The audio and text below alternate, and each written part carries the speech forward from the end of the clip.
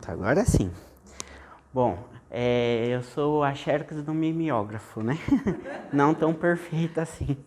Mas a gente vai tentar fazer aqui um pouco, né, do que eu conversei com ele um pouco, né? E aí é o que a Luísa falou, ele tinha um paciente para atender, uma situação mais delicada. Então, entre prioridades, né, ele preferiu aí auxiliar uma pessoa.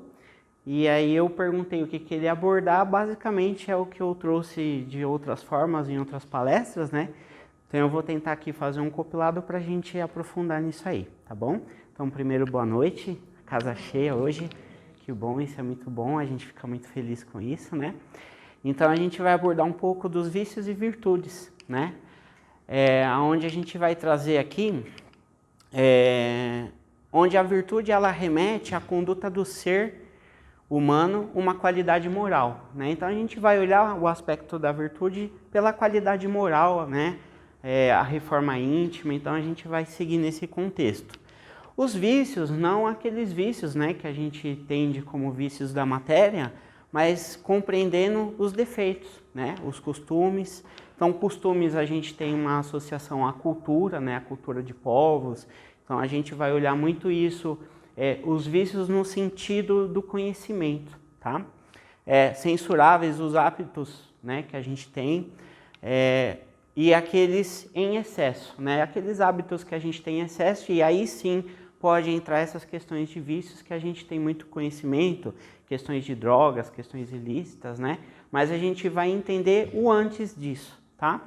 Então, a gente tem um aspecto aqui que envolve essas duas questões, que são a paixão, né? Que a gente se fala muito na religião católica, também se aborda bastante essas questões das paixões, mas os princípios das paixões na visão espírita, né, é inerente à natureza do ser humano, quando bem dosado e orientado leva o homem a grandes feitos, a paixão propriamente, né. Então isso aqui é um parênteses, né, que eu faço, mas é um tema que a Joana de Ângeles aborda muito nos livros dela, né, e aqui a gente vai falar um pouco disso também. Conhecimento de si mesmo, a reforma íntima, né? Seres dotados de recursos, bem como a razão, o amor, o livre-arbítrio. Assim, o princípio inteligente é individualizado, né? Ou seja, somos seres individualizados, por mais que vivemos em coletivo. Evoluindo desta forma, é possível conhecer a verdade e a verdade vos libertará. Né? Então, aí entra a questão da reforma íntima que a doutrina espírita tanto fala. E dessa forma o espírito será mais consciente e mais livre, livre no sentido da liberdade, né? Se afastar daquelas arestas que os vícios traz e a gente se conecta de uma forma mais linear com a questão das leis divinas, né? Que isso que eu trouxe aqui também em algumas palavras, tá? Então, aqui é um texto, tá? De outras palestras, então aqui eu vou fazer um compilado de outros temas que eu já abordei, né, voltado nisso, mas que faz parte do livro Plenitude da Joana de Ângeles, que ela fala o seguinte: o desejo de posse, de gozo, de superioridade, que tipifica o egoísmo, né, então o egoísmo vinculado a esse vício, na área libertadora do altruísmo, né, então aqui a gente fala do ser... a pessoa em altruísmo, ou seja, que está mais despojada dos seus vícios e mais conectada nas suas virtudes. Se converte em anelo de doação, de felicidade, de fraternidade, né, que são coisas que estão totalmente associadas aos evangelhos de Jesus, né, as bem-aventuranças. Os impulsos da carne que buscam satisfazer os instintos e as paixões mais fortes, mais primárias, transformam-se em arrebatamentos de bondade e compreensão humana. Então, quando a gente está no nível de altruístico, a gente vê os vícios das pessoas, ou seja, aqueles momentos de inércia, né? Que a inércia, quando a gente fala estático, não foi nem para frente nem para trás. Quando a gente está nesse processo de altruístico, a gente olha para o próximo, né? Então, de novo, a questão do Evangelho de Jesus, amar o próximo como a ti mesmo. Então, se me conhece, eu passo a conhecer as pessoas, eu passo a colaborar com essas pessoas, a auxiliarem para que elas possam sair dessa inércia, né? O próximo, né? Então, aí falando aqui, né? O próximo deixa de ser usado para ser dignificado, ser usado, né? Isso faz parte do nosso ambiente, principalmente do nosso ambiente, que gera interesse e interesses materiais. Todos os estímulos são conduzidos para o seu crescimento e triunfo sobre as falsas necessidades. A gente começa a entender o que é produtivo e o que não é. Falsas necessidades, aquelas conectadas ao material, ao materialismo, né? E as necessidades verdadeiras é aquilo que está através dos evangelhos de Jesus. Então, o altruísmo no processo de expansão apresenta-se também como uma formulação ética. Então, a gente fala muito de ética nas funções, nas religiões, nos relacionamentos. Então, a ética, o fundamento primário dela, faz parte desse processo aqui, que está na nossa natureza, na nossa relação espiritual principalmente. Entendemos que essa ética, na condição de serenidade, que respeita a todos os comportamentos, sem impor a sua forma de ser, de encarar a vida, de manifestar-se além de uma ética moral, tem um caráter universal, superando os interesses e convenções. Convenções, aquelas convenções que a gente se engloba num grupo, numa determinada sociedade, numa determinada cultura, e quando ele fala que ela tem caráter universal, ela não é limitada a um povo, a uma religião, a um grupo, a uma seita, a uma determinada profissão. Claro que cada uma vai ter sua ética, né? Cada grupo que se relaciona, você tem uma ética daquele conjunto, mas existe algo muito maior, que é isso aqui, tá? Jesus, então, aí aqui é o seguinte, aqui eu trouxe um texto, né, que a gente fez uma reflexão, quando eu dei a palestra sobre 2000 anos. Então, não vou falar sobre a palestra, mas eu quero trazer aqui uma passagem no período que Jesus, né, teve encarnado, e aqui é uma relação dele com o senador Públio Lentulus, que hoje a gente tem o conhecimento da figura de Emmanuel, né? Então, aqui é uma passagem que Jesus teve naquele período, né, dos seus 33 anos de vida, e ele teve uma relação com esse senador, né, que hoje a gente conhece como o Emmanuel, e aí ele traz um pouco dessa visão, né, sobre os vícios, mas que se pode tornar uma virtude, e a história narra um pouquinho disso. Eu vou fazer uma lida bem objetiva, mas para a gente pegar essa mensagem, tá? Jesus então pergunta ao senador: que me procuras neste momento? O senador nada consegue dizer, apenas lembrando de sua filha, que era uma passagem que ele passava em dificuldade com a filha dele, né? Então era uma provação para o senador naquele momento, e ele foi em busca de Jesus para entender ou como ele podia superar aquela dificuldade dele. Então Jesus diz: não vim derrubar as leis da natureza, eu venho ao encontro do seu coração desfalecido. Então aqui ele já mostra que o coração dele é desfalecido por uma situação que ele passa pela filha, mas também pelas virtudes que o cargo para ele como senador do Império Romano naquele período trazia em questões do ego, né? E aí ele diz o seguinte: sim, não venho buscar o homem de estado superficial e orgulhoso, que só os séculos de sofrimento podem encaminhar ao regalo do meu Pai. Venho atender às súplicas de um coração destituoso e oprimido. E ainda assim, meu amigo, não é teu sentimento que salva a filhinha leprosa e desvalida pela ciência do mundo, que no caso era a filha dele, que tinha um problema de lepra, e naquele período as pessoas com lepra eram totalmente descartadas, digamos assim, né? Que é a ciência do mundo naquela época. Então, porque tens ainda a razão egoística e humana, né? E aí então aqui ele conecta com a questão dos vícios. E sim, a fé e o amor de tua mulher. A mulher dele naquele período já era uma pessoa altruística, né? Que ela olhava não apenas para a filha, mas ela olhava para todo aquele povo que estava abaixo dele. E ela ainda tendo condições financeiras muito maior. Então, ali já tinha um ensinamento de que, independente da posição social, ele poderia ter sentimentos altruísticos, e a mulher dele era um exemplo para ele. Porque a fé divina, né? Então ele segue: porque a fé divina basta um raio de suas energias poderosas para que se pulverizem todos os monumentos à vaidade da terra. Comovido e magnetizado, o senador considerou intimamente que seu espírito pairava numa atmosfera de sonho, ou seja, uma sensibilidade mais pura. Tais as comoções desconhecidas e imprevistas que se lhe representavam no coração uma harmonia, um alento, querendo crer que seus sentimentos reais se achavam travados num jogo incompreensível de completa ilusão. Então ele achava que aquilo que ele sentia de bom era ilusão, não era realidade. Jesus então, não, meu amigo, não está sonhando, exclamou o meigo e energético mestre, adivinhando-lhe os pensamentos depois de longos anos de desvio do bom caminho pelo sendal dos erros glamourosos. Encontra-se hoje um ponto de referência para a regeneração de toda a sua vida.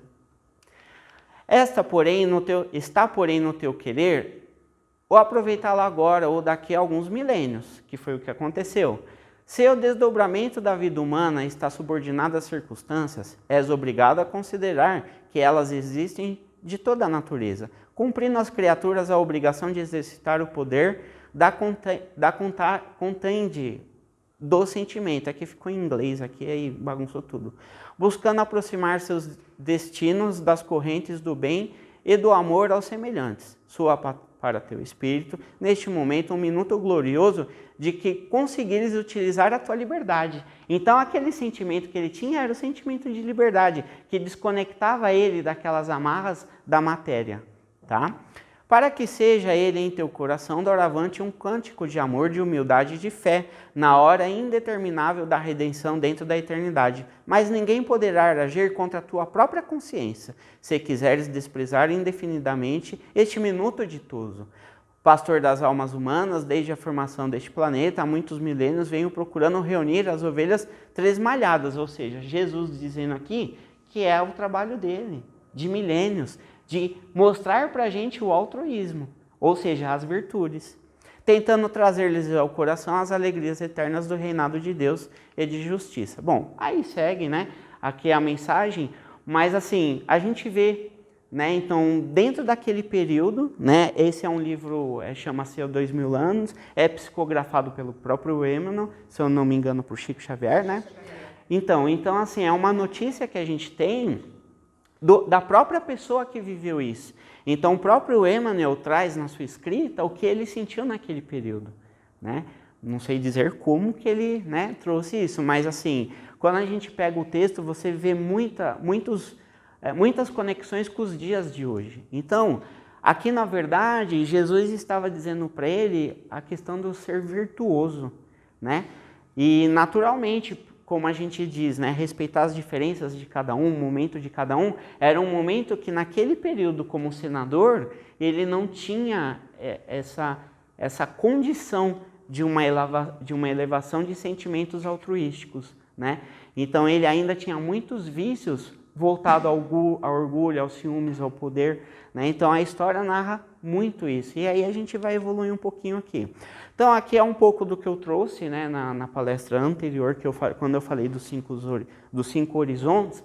E os 5 horizontes, né, quando a gente passa lá pelo primitivo, o agrário, o agrícola, o civilizatório, o espiritual, a caminho da reforma, da mudança, como que é? A mudança planetária, né, de vibração planetária.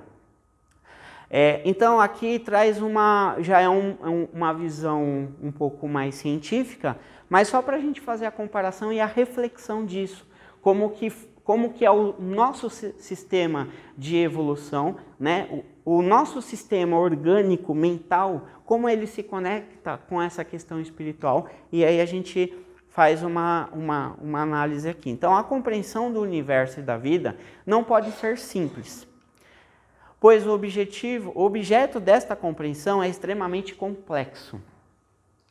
Encará-lo através das ciências equivale a vê-lo apenas de sua aparência exterior, né? Então, aquele contexto da ciência, quando você tem uma visão de fora para dentro, né? Então, eu vejo esse microfone, mas eu não sei o que tem dentro dele, né? Então, ele torna a realidade física. Reduzi-lo a um sistema filosófico é submetê-lo aos caprichos de nossa interpretação, a realidade representativa mental. Senti-lo por meio de uma síntese estética, ou seja, daquilo que está no exterior, conceitual, emotiva, né? Então eu trazer uma emoção dentro disso, de ordem mística, portanto religiosa, sem as necessárias relações anteriores, ou seja, sem eu fazer conexão nenhuma, que aí está dentro da filosofia espírita, é cair no fideísmo dogmático. Aí a gente vai entender melhor. As funções da consciência são consideradas por Kant como uma tríplice, né? Temos primeiro as funções teóricas, que nos permitem elaborar com os dados sensíveis, ou seja, daquilo que vivemos, das nossas experiências, uma concepção do real. Então eu faço uma concepção do real a partir daquilo que eu vivi. Então a gente tem lá a historinha do Publius Lentulus. Depois as funções práticas, que estabelecem as nossas relações com os objetivos, permitindo-nos interpretar a realidade concebida e estabelecer as nossas normas de ação e de conduta, ou seja, a nossa moral, a nossa ética, a partir do que vivemos. E por fim, as funções estéticas, que permitem a simbiose sujeito-objeto, a função afetiva racional do homem com o duplo objetivo mundo e vida.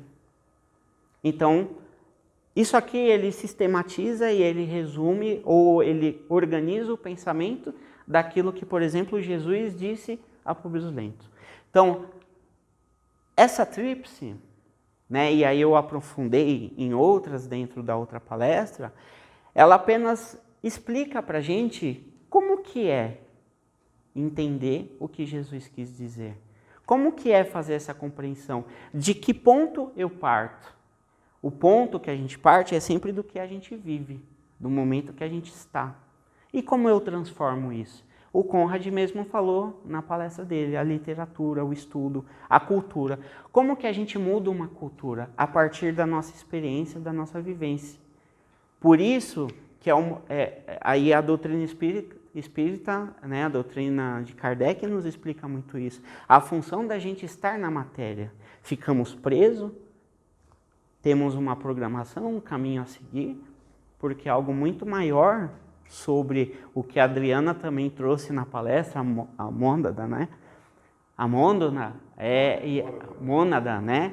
Ou o personagem. Então, estou aqui como Gabriel, com a profissão X, no recanto, com a família Y, porque eu tenho um caminho a seguir para eu começar a entender e eu melhorar essa concepção do real, porque é a partir do real que eu posso mudar algo. Né? Então, esse pensamento é de Kant, isso virou uma pedagogia, né? Então tem outras áreas que estudam ele, então isso faz parte de um processo pedagógico, né? Que são um dos pilares também da doutrina espírita, né? E aí teve outros estudiosos que seguiu e hoje tem esse entendimento. Então, dentro daquilo que ele fala, o processo afetivo é a intenção, ele se torna a intenção e o propósito e os valores que a gente tem, ou seja, daquilo que a gente aprendeu com a nossa experiência. A volição é o cognitivo, né? A psicologia traz muito isso, é o desejo, é o que eu quero. Ou seja, vou pegar os meus valores e transformar em alguma ação. Vou pensar. E aí vem o Antônio, perceber, o pensar e o reagir. Eu trouxe isso na outra palestra. Então aqui eu percebo, aqui eu penso. Ou seja, eu vou fazer uma tradução do que eu desejo, do que eu quero, com o ambiente que estou para tomar uma ação. E aí vem uma decisão que faz parte do nosso processo inteligente. Tá? E o Conrad trouxe muito isso na palestra dele. Então aqui a gente tem os horizontes, né? E aqui na palestra anterior, basicamente o nosso processo, desde o ser primitivo, né? Ali como um ser irracional como o Homo sapiens lá, né, que a ciência traz para a gente, e por todo esse processo de evolução.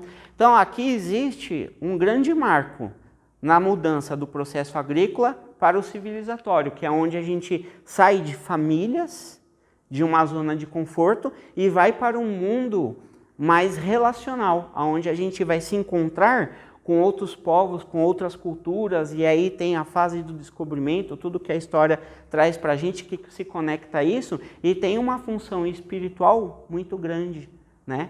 A gente tem essas experiências, inclusive em trabalhos espirituais, o quanto este processo né, de evolução humana, no olhar científico, impacta na nossa vida espiritual, né? E aí o objetivo aqui é o processo de regeneração planetária, que é eu me individualizar, eu aprimorar mais as minhas virtudes, ou seja, transformar os vícios em virtudes. Os vícios, eles não são diabólicos, eles fazem parte do nosso processo de ignorância e de sabedoria. Eles não podem estar no inferno, eles têm que estar aqui, no nosso presente, na nossa realidade, para que a gente transmuta isso. E aí ele se torna uma virtude e no nosso processo de regeneração planetária. Então todos os nossos problemas que envolvem família, ambiente de trabalho, as relações em gerais, eles têm que ser vividos, eles têm que ser refletidos e eles têm que ser aprimorados para melhor, tá? Então, aí a gente entra aqui no conceito de liberdade, né? Que é a consequência, é o resultado disso tudo aqui. E aí também é um texto da Joana de Ângeles, né? A falta de uma consciência idealista, na qual predomina o bem geral sem os impulsos egoístas, que trabalham em favor do imediatismo, consumismo, por exemplo, torna difícil a realização da liberdade, porque a gente se escraviza por algo. Nossa, preciso ter um apartamento de 3 milhões. Vou me escravizar por aquilo. Esqueço outras coisas que posso viver, de ter experiência. Então eu passo a viver aqueles 3 milhões, não outras experiências. Não que os 3 milhões está errado, não, está certo. Mas eu tenho condições para ter aquele apartamento de 3 milhões? Não posso ter outro? Para diminuir o quê? A ocupação mental. E aí eu poder ter outras experiências. Torna difícil a realização da liberdade para lográ-la até a plenitude. Faz mister um seguro conhecimento interior do homem. Entrega-se à depressão quando surgem dificuldades e as respostas ao seu esforço não correspondem ao anelado, ao apartamento de 3 milhões. O homem livre sonha e trabalha, confia e persevera, semeando em tempo próprio a feliz colheita provindoura. Em realidade, o homem é livre e nasceu para preservar este estado. Não tem limites à conquista à liberdade. Porquanto ele pode, embora não deva, optar por preservar ou não o corpo, através do suicídio, especular ou escamotear na recusa consciente ou não de continuar a viver, não se decidindo, porém, em preservar este atributo, sustentando ou melhorando a estrutura psicológica. Está aqui a solução do problema do apartamento de 3 milhões, quando eu não posso, impacta no meu psicológico. Sofrer os efeitos dos relacionamentos social pressionador. Não entra aqui dentro o apartamento de 3 milhões? Muitas vezes eu tenho por causa dos outros, não porque eu quero. E tomba nos meandros da turbulência dos dias que vive, desencadeia-se um distúrbio no conjunto social, ou seja, todos aqueles que estão à minha volta, se eu tenho um problema psicológico porque eu não consigo pagar aquele apartamento de 3 milhões e corro o risco de ficar sem 100, vai causar o distúrbio. Que afeta o homem, por sua vez, perturbando mais o grupo em círculo vicioso, no qual a causa gerando efeitos, estes se tornam novas causas de tribulação. Aqui, gerando efeitos, né? Então, o círculo vicioso é o looping, é a repetição da história, independente. Então, por exemplo, a gente tem aí uma guerra, né? Não entrando em questões políticas, porque não é o objetivo aqui, mas a gente sabe que essa guerra tem uma questão histórica. Ou seja, aquilo que aconteceu na União Soviética, porque não sei o quê, continua acontecendo agora também. É um vício. Poderia estar de outra forma. É um ciclo que se repete. E aí é o que Jesus fala para o Públio Lentulus, no texto dele. E se repete. Então não tem tempo, não tem fim, porque o fim quem coloca é a gente. Reverter o sistema injusto e desgastante, no qual se mede e valoriza o homem pelo que tem, pelos 3 milhões, e não pelo que é, em razão do que pode e não do que faz. É o compromisso de todo aquele que é livre. Então, aquele que é livre não se apega a isso. Me olham, me tem amigo pelo que eu tenho, não pelo que eu sou. Porque se não são meus amigos pelo que eu sou, não posso fazer nada. Vou arrumar outros que possam precisar do que sou. A desornada preocupação por adquirir a qualquer preço equipamentos, veículos, objetos de propaganda alucinada, a ansiedade para ser bem visto e acatado no meio social. O tormento para vestir-se de acordo com a moda exigente, a inquietação para estar bem informado sobre todos os temas sem profundidade de cada momento, transformando o equilíbrio emocional da criatura, arrojando-a aos abismos da perda da identidade, da desestruturação pessoal, da confusão dos valores e aqui o espaço para obsessão. Perco a minha identidade, não sei mais quem sou. Entendeu? Abre espaço para obsessão. Então, a conclusão. A criatura humana sempre crê naquilo, e ainda é um texto da Joana de Ângeles, tá? A criatura humana sempre crê naquilo que nega. O seu ato de negar é uma força de crer, que foi o que a gente falou lá no triângulo. Eu posso negar. Eu posso negar que o espírito existe, eu estou ali sofrendo porque, posso negar. Eu falo sim ou não para aquilo que eu quero. É o livre-arbítrio. Que defende com entusiasmo e vigor a negação, por isso mesmo, é um tipo de afirmação, demonstrando a crença natural ou racional em torno da sua convicção. É aquilo que ela falou, do meu ponto de vista, da minha experiência. Crer retamente, porém, é direcionar o pensamento de forma positiva. O crer retamente é crer no alto, crer no Criador, crer nas leis divinas e naquilo que Jesus nos ensinou. Porém, é direcionar o pensamento de forma positiva, edificante, firmando em propósitos saudáveis que favoreçam a realização excelente dos postulados, nos quais se crê. Essa é uma crença estimuladora que enriquece de beleza e aciona os mecanismos da vida, alterando profundamente o comportamento para melhor e propondo uma vivência pautada na força da crença. E aí a liberdade. Aí a gente tem a liberdade, porque a liberdade não é eu comprar um apartamento de 3 milhões e falar, eu vou pagar. E se a gente perde o emprego, ou se dá uma... Não é? Essas coisas materiais, o controle não é nosso. Essas coisas materiais é uma consequência daquilo e da forma que a gente vive no crer. E o crer não significa estar aqui toda segunda-feira, estar tomando paz, Não, é a conduta moral. É a conduta da vida e a reforma íntima. Então, a gente tem o resultado, que é aquilo que eu falei, mas basicamente, eu não sei se era isso que o Antônio ia falar, acho que não, ele ia trazer por um outro lado, mas basicamente as questões dos vícios e virtudes,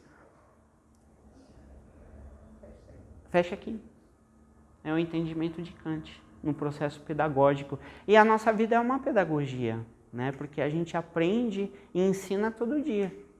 O professor faz o quê? Ele estuda a pedagogia para ensinar a pedagogia. Então é isso, é uma troca que a gente faz todo dia em todos os lugares. Aprender e ensinar. A gente só precisa estar aberto para isso, porque estando aberto para isso, a nossa conexão energética ela é fluídica. Os nossos sofrimentos eles são menores, eles vão existir? Vão. Mas, eu perdi o apartamento de 3 milhões. Tudo bem. Eu não estou na rua, eu posso morar, voltar para casa da mãe, para casa do pai, sei lá. Eu posso ter uma rede de apoio. Mas legal, por que eu perdi aquele apartamento de 3 milhões? Por isso. Porque eu vivia num sistema pressionador. Aquilo me traz alguma coisa? Não, me traz os problemas psicológicos. E aí, quando a gente fala da regeneração planetária, qual é o maior índice de CID hoje em todos os ambientes, profissional e não? É as doenças psicológicas. Hoje, todo o resultado de um CID orgânico, físico, o que o médico fala? É nervoso? É isso? É aquilo? Fundo emocional. Então, burnout. Então a gente não tem como a gente fugir. É isso que a doutrina espírita muito traz para a gente. Não tem para onde correr. E a doutrina espírita explica isso. O Conrad trouxe na palestra dele, a Georgia fala na palestra dela, a Adriana trouxe na palestra dela, quando ela mostra toda aquela estrutura do universo e não sei o quê, e se é pequena, a gente vem para a energia quântica, resulta no corpo. doenças de pele, de alergia no estômago, câncer ou coisas do tipo? Emocional. E aí a gente nunca foi doutrinado a pensar qual é a causa raiz deste problema emocional, né? Então a doutrina espírita nos traz isso. Esse é parte do nosso trabalho aqui na casa. A gente, de forma individual e de forma coletiva, como aqui na palestra, a gente acender a luzinha dessa pauta, né, que está dentro da reforma íntima. Então, aqueles vícios não pode ser o inferno e deixa lá. Não, aquele vício é meu, eu preciso enfrentar, eu preciso superar ele para que vire a virtude amanhã. E essa virtude me traga paz, me traga a liberdade de ser, de eu poder ser o que sou, né? Então é isso. E reaprender a aprender, né? E reaprender a aprender. Porque, veja, Emmanuel escreve o livro, mas ele também está aprendendo. Né? Ele mesmo fala isso em várias passagens dele. Ele também está aprendendo. Então, o evoluído que a gente tem aqui é só Jesus Cristo, né? Nas nossas literaturas, independente de qualquer religião. Mas todos os outros estão no seu processo de aprendizado. E é legal porque, assim, eu vou fazer uma palestra também, mas eu estou lendo um livro que fala um pouco da história medieval, né? Da época medieval, falando da Igreja Católica e a questão da heresia, né? Então, naquele período, o Papa, e até hoje, né? E hoje a gente tem o Papa Francisco de uma postura totalmente diferente, não aqui defendendo questões condutas dele, nada disso, mas ele sempre fala, né? O Papa João, eu lembro de moleque o Papa João Paulo e esse Papa agora fazendo reflexões dos erros da instituição que eles estão à frente ali, mas deles também. Isso é legal. Então, independente de religião, o importante é a gente ver que a gente erra e a gente acerta a todo momento, mas que isso tem uma linha de horizonte de crescimento. Dentro das organizações se fala isso. Antigamente você errava, você era mandado embora. Não, hoje você tem que errar para você melhorar o seu negócio. Né? Muitas das empresas trabalham dessa forma. Então a gente tem que aproveitar e estimular que isso seja mais forte enquanto sociedade, independente do ambiente que a gente vive, para que a gente também possa ter essa liberdade de ser o que somos, de errar, de acertar e colaborar com esse processo de regeneração planetária, que a regeneração planetária, eu compro outro, quebrou. Se a regeneração planetária, ela não está no planeta, ela está em nós. E nós, 1 mais 1 igual aqui, somos uma psicosfera. Somando essa psicosfera, a gente muda a psicosfera do planeta. A energia do planeta é o que a gente vibra. Então, um problema que a gente tem lá na Ucrânia e na Rússia impacta em nós aqui. Só que se nós aqui fizermos ao contrário, a gente vai impactar lá também.